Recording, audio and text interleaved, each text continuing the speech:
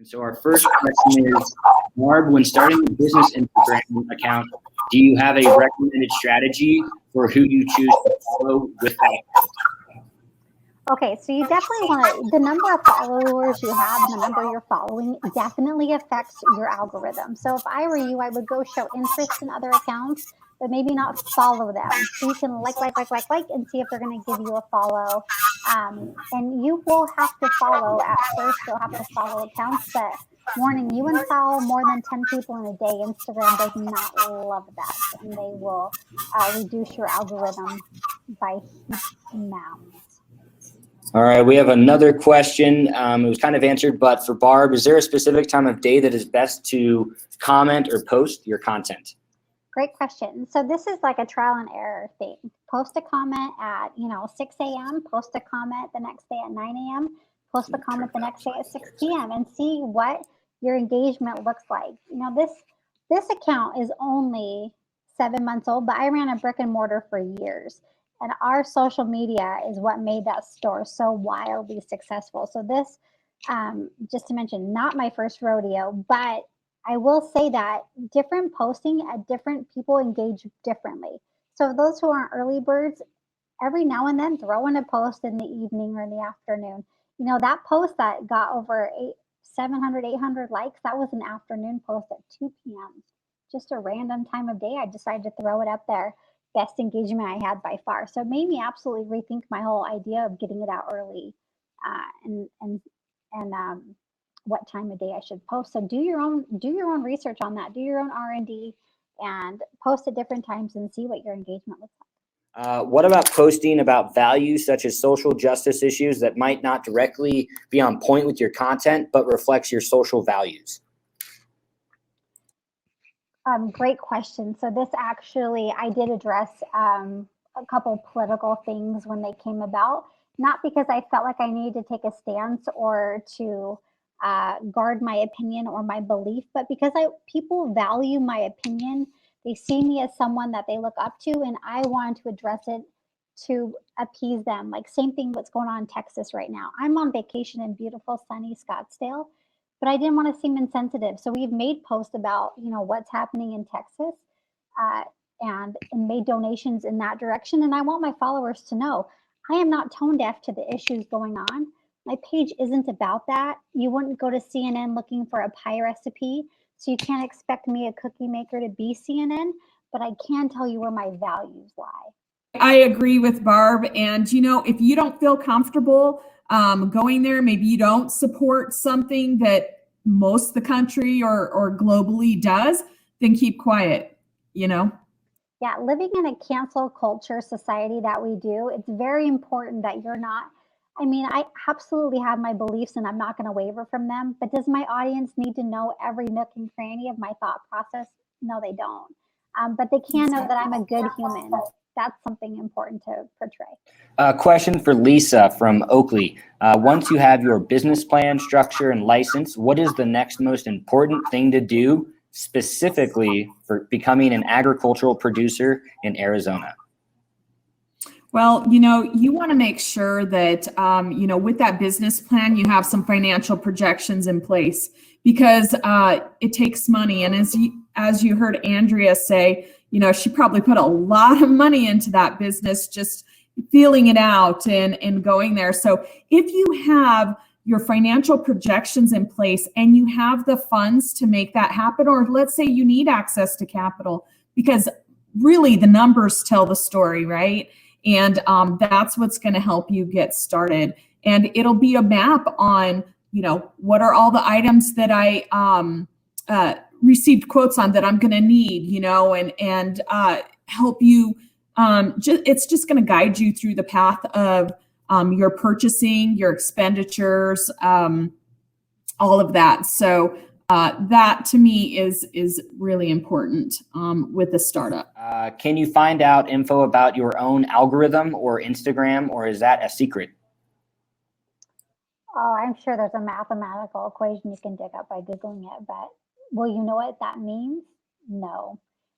What you need to know is the algorithm values you if you value it. So what I'm saying is, if you can offer Instagram, to have 5 more followers spend an extra 3 minutes, your value goes up.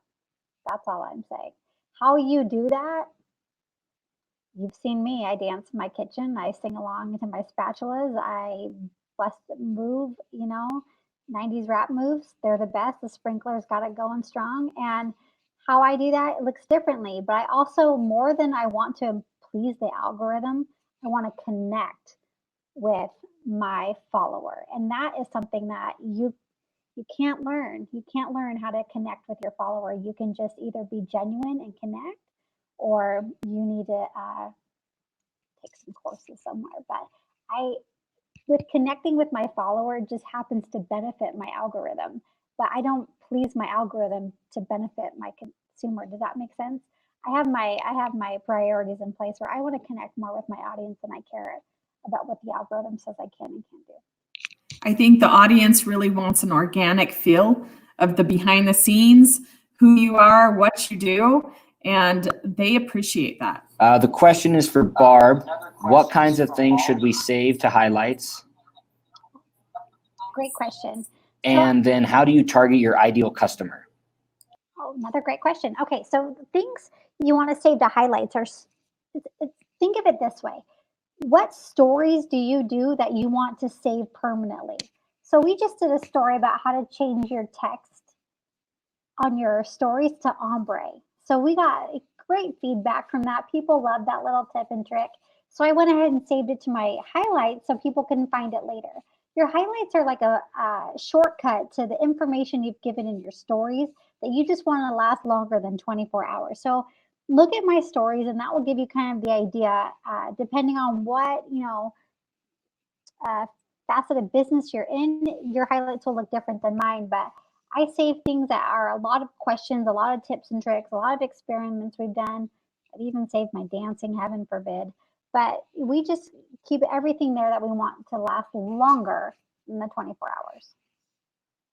And then my target audience, I feel like I'm talking to someone kind of like me, my name is Barbara, when I'm in trouble with my mom when I was younger. And, I'm just kind of a stay-at-home mom that's just kind of trying to juggle life. And I think that is who I connect with the most. And like if you're a farmer or you're a baker, you're going to connect with those people that you see buying your product. Can you share expired stories to highlights? And how do you do that? Absolutely. So when you click on your page, I'm going to just walk you through it sound-wise. Otherwise, I would show you.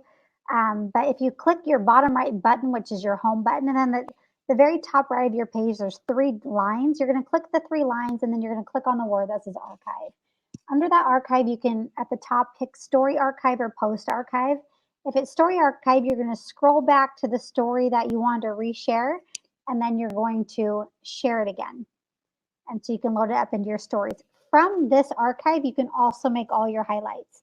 And before, you'd have to load on like your title page of your highlights, and then have to go through your stories.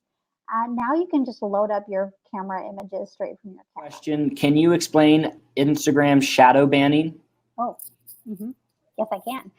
Shadow banning, back in the day, you would hear people say, oh my gosh, use the same 30 hashtags. No, don't do that. People think you're a bot. And shadow banning is really when Instagram thinks you're a robot, which is what they'll do if you unfollow or follow more than 10 to 15 people in a day. They'll shadow ban you. So same goes with hashtags. If you use the same hashtags over and over and over and over and over again, they think you're a bot and they will shadow ban you. Coming back from something like that takes weeks, not days.